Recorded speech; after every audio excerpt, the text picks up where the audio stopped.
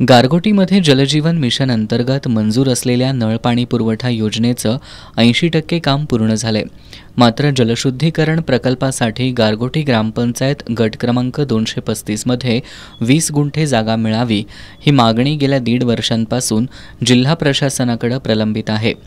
भाजपचे जिल्हा सदस्य नाथाजी पाटील यांनी अप्पर जिल्हाधिकारी संजय शिंदे यांच्याकडे या मागणीची फाईल पडून असल्याचा आरोप केलाय। 4 वेळा आम्ही त्यामध्ये भेटायला गेलो होतो या कामाच्या संदर्भात, कारण मुंबई आणि ह्या सगळ्या प्रक्रियेमध्ये पाठपुरावा करण्याच्या मध्ये आम्ही दोघं जण तेव्हा आम्ही गेलो होतो। तर त्यांच्यातला कोणतरी एक माणूस काय कोण नाव काय माहिती नाही, पण तो खाली जिल्ह्यावरून आला आणि त्याने स्पष्टपणाने सांगितलं की यातले सगळे प्रोटोकॉल तुम्हाला पूर्ण करावे लागतील तरच यामध्ये आपल्याला ही जागा सही करून तुम्हाला देता येईल। त्यामुळे संजय शिंदे ही यामध्ये प्रचंड दोषी आहेत, कारण गारगोटीच्या शहरातल्या लोकांना पाणी देऊ नये अशी यांची भावना आहे, कारण त्यांना त्याच्यामध्ये फक्त अर्थकारणच दिसतं।